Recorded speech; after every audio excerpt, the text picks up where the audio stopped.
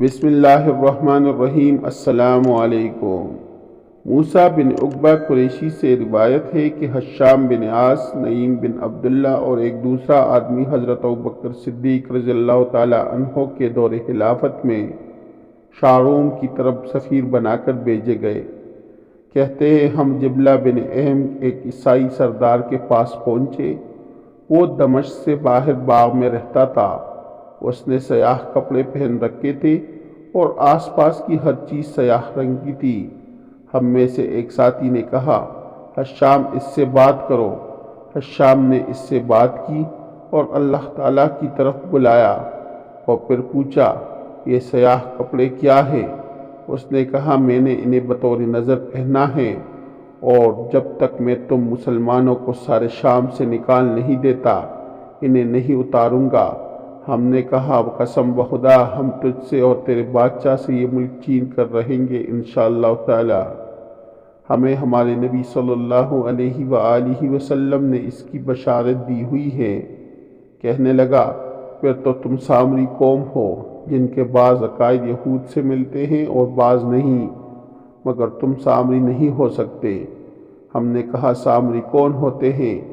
کہنے لگا، جو دن کو روزہ رکھتے ہیں اور رات کو عبادت کرتے ہیں۔ ہم نے کہا، ہم ایسا ہی کرتے ہیں بخدا۔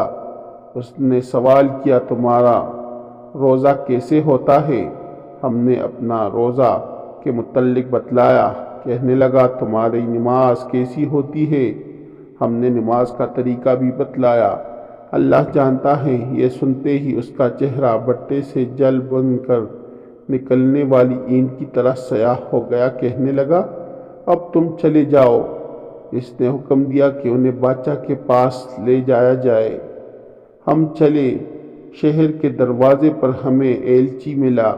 کہنے لگا، اگر تم چاہو تو تمہارے لیے خچر یا گھوڑے لے آئے۔ ہم نے کہا، ہم اسی حالت میں جائیں گے۔ اس نے بادشاہ کو پیغام بھجوایا کہ یہ لوگ نہیں مان رہے ہیں۔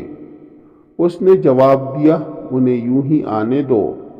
چنانچہ ہم امامے باندھے تلواریں حمائل کیے اونٹوں پہ بیٹھے اندر داخل ہو گئے۔ جب ہم فرما روائے روم کے دروازے پر پہنچے تو ایک بلند بالکونی میں بیٹھا ہوا ہمیں دیکھ رہا تھا۔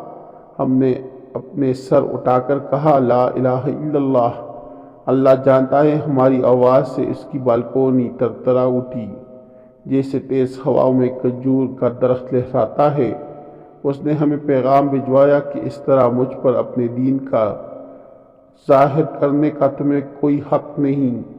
پھر ہمیں اندر بلایا گیا۔ ہم داخل ہوئے تو شاروم چھت کے بلند ایک تخت پر بیٹھا ہوا تھا۔ اس نے سرخ کپڑے پہن رکھے تھے اور آس پاس کی ہر چیز سرخ تھی۔ سرداران روم بھی اس کے پاس موجود تھے۔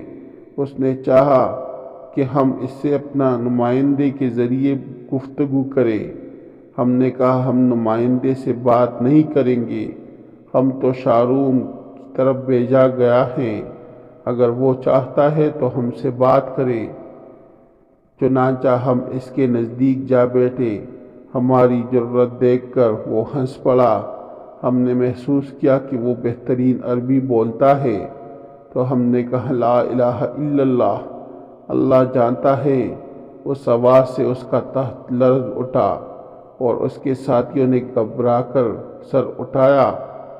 شاہ نے کہا، تمہارے پاس بڑا طاقتور کلام ہے۔ ہم نے کہا، یہ کلمہ ہے؟ اس نے کہا، اس سے قبل بھی تم نے کلمہ ہی پڑھا تھا۔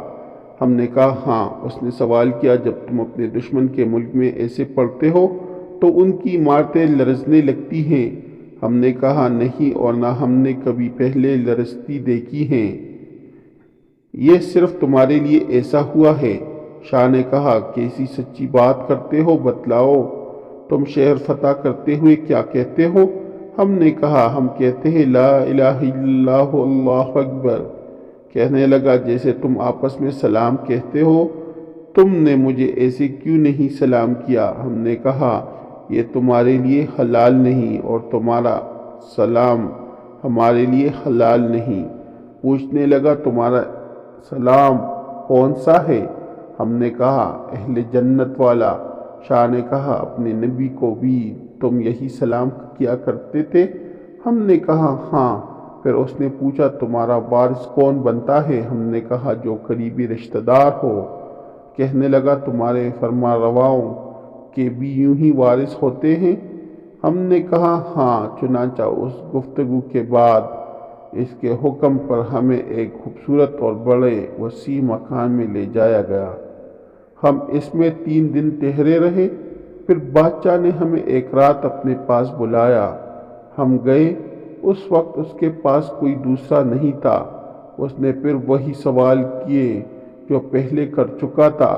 ہم نے وہی جواب دیے۔ اس کے پاس ایک بڑا سا سنہری اور مربع تابوت سا پڑا تھا۔ اس میں چھوٹے چھوٹے دروازے تھے۔ اس نے ایک دروازہ کھولا اور سیاہ ریشمی کپڑا نکالا جس میں ایک سفید تصویر تھی۔ تصویر میں ایک لمبا اور گھنے بالوں والا آدمی تھا۔ کہنے لگا تم اسے جانتے ہو؟ ہم نے کہا نہیں۔ کہنے لگا یہ آدم علیہ السلام ہے۔ پھر اس نے تصویر واپس وہیں رکھ دی اور دوسرا دروازہ کھولا۔ ایک سیاہ ریشم نکالا جس میں سفید تصویر تھی۔ ایک آدمی جس کا بڑا سر، لمبے بال اور سرخ آنکھیں تھی۔ کہنے لگا اسے پہچانتے ہو؟ ہم نے کہا نہیں۔ کہنے لگا یہ نوح علیہ السلام ہے۔ اس نے پھر تصویر وہیں رکھ دی اور ایک دوسرا دروازہ کھولا۔ سیاہ ریشم نکالا جس پر سفید تصویر تھی۔ ایک آدمی جس کا سر اور داڑھی سفید ہے مسکرا رہا ہے۔ کہنے لگا اسے پہچانتے ہو؟ ہم نے کہا نہیں۔ کہنے لگا یہ ابراہیم علیہ السلام ہے۔ پھر تصویر وہیں رکھ دی اور ایک دوسرا دروازہ کھولا۔ ایک سفید تصویر والا ریشم نکالا۔ ہم نے دیکھتے ہی کہا یہ ہمارے نبی محمد رسول اللہ صلی اللہ علیہ وآلہ وسلم ہے۔ شاہ روم کہنے لگا بخدا واقعی یہ محمد رسول اللہ صلی اللہ علیہ وآلہ وسلم ہے۔ وہ کھڑا ہو گیا اور پھر بیٹھتے ہوئے بولا تمہیں اپنے خدا اور اپنے دین کی قسم ہے، بتلاؤ کیا یہی تمہارے نبی ہے؟ ہم نے کہا ہمیں اللہ اور اپنے دین کی قسم یہ ہمارے نبی صلی اللہ علیہ وآلہ وسلم ہیں۔ ہم انہیں یوں دیکھ رہے ہیں جیسے ان کی حیات ظاہر میں دکھا کرتے تھے۔ کہنے لگا میں نے یہ تصویر آخری دروازہ میں رکھی تھی مگر اس لیے جلدی نکال لی تاکہ تم سے اس بارے میں پوچھ سکوں۔ پھر اس نے وہ تصویر اپنی جگہ پر رکھ دی۔ پھر ایک اور دروازہ کھولا۔ ایک سفید تصویر والا سیاہ کپڑے نکالا۔ تصویر میں آدمی تھا جس کے ہونٹ کھلے ہوئے، آنکھیں گہری، دانت جڑے ہوئے اور داڑھی گھنی تھی، مسکرا رہا تھا۔ شاہ روم کہنے لگا اسے پہچانتے ہو؟ ہم نے کہا نہیں۔ بولا یہ موسیٰ علیہ السلام ہے۔ تصویر میں ایک اور آدمی بھی تھا جس کی شکل بھی ویسی ہی تھی مگر آنکھیں اور سر ذرا گول تھا۔ شاہ نے کہا یہ حضرت ہارون علیہ السلام ہے۔ پھر اس نے وہ تصویر اٹھا لی۔ اب اس نے ایک اور دروازہ کھولا اور سفید تصویر والا سیاہ کپڑا نکالا۔ تصویر میں ایک آدمی تھا، گھوڑے پر سوار، لمبے پاؤں اور چھوٹی کمر۔ کہنے لگا اسے پہچانتے ہو؟ ہم نے کہا نہیں۔ کہنے لگا یہ سلیمان علیہ السلام ہے۔ پھر تصویر وہیں رکھ دی۔ پھر اس نے اور دروازہ کھولا اور سفید تصویر والا سیاہ کپڑا نکالا اور ایک نوجوان آدمی کی تصویر تھی جس کا زرد رنگ، کشادہ جبین، خوبصورت داڑھی اور ہر عضو مناسب تھا۔ کہنے لگا اسے پہچانتے ہو؟ ہم نے کہا نہیں۔ کہنے لگا یہ حضرت عیسیٰ ابن مریم علیہ السلام ہیں۔ پھر اس نے تصویر وہیں رکھ دی اور اس کے حکم سے وہ مربع تابوت اٹھا لیا گیا۔ ہم نے اس سے پوچھا ہم نے اپنے نبی کی تصویر تو پہچان لی کیونکہ ہم نے انہیں دیکھا ہوا تھا مگر باقی تصویروں کے صحیح ہونے پر ہمیں کیسے یقین کر سکتے ہیں؟ کہنے لگا حضرت آدم علیہ السلام نے اللہ سے سوال کیا تھا کہ انہیں ہر نبی کی تصویر دکھائی جائے۔ اللہ نے ایک جنتی ریشم پر تمام تصویریں انہیں عطا فرمائی۔ پھر ذوالقرنین کو غروب آفتاب والی جگہ سے خزانہ آدم علیہ السلام ملا، اس میں سے یہ تصویر بھی مل گئی۔ پھر دانیال علیہ السلام نے ان سے مزید تصویریں بنا لیں، تو یہ بالکل اصل تصویر ہیں۔ چنانچہ اس نے ہمیں بہتر نذرانہ دے کر رخصت کیا۔ کہتے ہیں ہم نے واپس آ کر بارگاہ صدیق اکبر رضی اللہ تعالی عنہ میں سارا ماجرا تفصیلاً ذکر کر دیا۔ امیر المؤمنین حضرت ابوبکر صدیق رضی اللہ تعالیٰ عنہ رونے لگے، پھر فرمایا بیچارہ اگر اللہ کا اس کے ساتھ بلائی کا ارادہ ہوتا تو وہ ضرور اس کو بلا کر دیتا۔ پھر فرمایا ہمیں نبی کریم صلی اللہ علیہ وآلہ وسلم نے ارشاد فرمایا تھا، یہود اپنی کتابوں میں محمد صلی اللہ علیہ وآلہ وسلم کی بعثت کا تذکرہ پاتے ہیں۔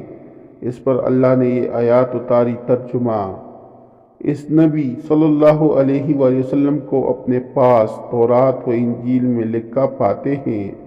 معزز دوستو، اگر آپ لوگوں کو میری ویڈیو اچھی لگی ہو تو میرے چینل کو سبسکرائب کریں، اس ویڈیو کو لائک کریں اور دوستوں کے ساتھ شیئر کریں۔ شکریہ۔